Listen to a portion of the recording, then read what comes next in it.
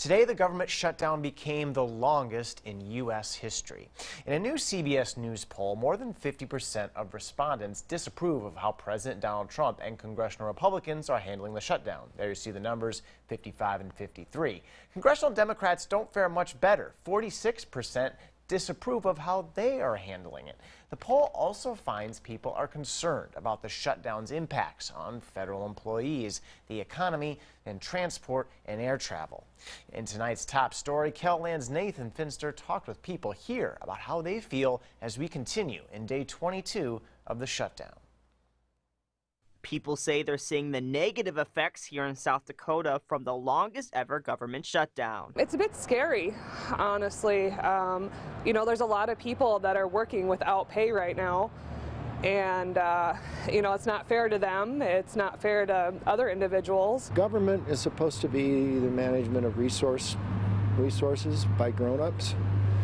And we're watching this silly standoff. It's affecting the EBT and food stamps. A lot of people need that. You know, what about families with kids? You know, I hope that they put more decision in that, you know, and think about that and try to get it resolved. People here in KELOLAND are hoping our nation's leaders can come up with a compromise in order to stop this government shutdown. I think that, you know, the Congress and the president need to come to a mutual agreement, because they're not affecting just themselves, they're affecting the United States as a whole. I would encourage our leaders, our senators, our governor, to speak their mind. People of South Dakota will still support you and vote for you. You can still, you know, portray yourself as a grown-up out there. That's what we need. In Sioux Falls, Nathan Finster, KELOLAND News.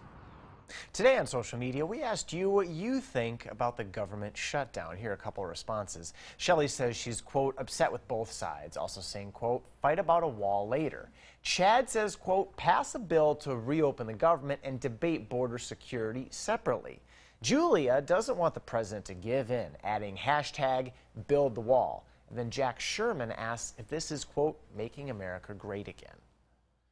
Members of Congress are out of town and no negotiations are on the calendar for ending the partial government shutdown as it begins its fourth week. President Donald Trump has yet to say whether he will declare a national emergency as a way to break the impasse with Democratic lawmakers opposed to funding his promised border wall with Mexico.